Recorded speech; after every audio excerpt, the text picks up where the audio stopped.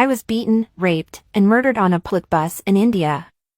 My name is Nirbhaya, and I was 23 years old. This is my story. My best friend and I boarded the bus after watching a movie at the cinema. There were 5 occupants and the driver on the bus. The bus deviated from its normal route, and that's where the horror began. My friend was beaten and assaulted, leaving him unconscious. I was crying, and the 5 men moved me to the back of the bus. They beat me with a rod and raped me while the driver continued driving. They did unspeakable things to me. It was horrifying. There was a minor who was the most brutal attacker and abused me twice, tearing out my intestines with his bare hands. I tried to fight back, biting them several times, but it was futile. I was one person, and they were 5 men. They threw our bodies on a road, thinking we were dead. And so it was. 13 days later, I died in the hospital.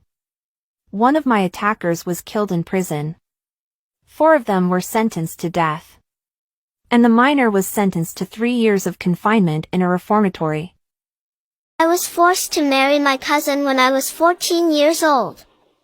Do you want to know the secrets of the largest sect in the US? First of all, the Prophet Waranjum had over 50 children and 78 wives, 27 of whom were under 17 years old. This is a Mormon sect that advocates for polygamy and teaches that all men should have 3 or more wives. Girls as young as 12 years old were forced to marry older men. My 19-year-old sister was forced to marry Jeff's 85-year-old father. Under their control, I lived years of horror and suffering. Tears ran down my face on my wedding day. When I had to say, "I do," I cried so much that I couldn't utter the words. The sect had a 700-hectare estate, and we lived in self-sufficiency with armed guards patrolling the high walls. We all lived among ourselves, which caused many children to suffer from inbreeding and develop rare diseases. I felt like I had nowhere to go.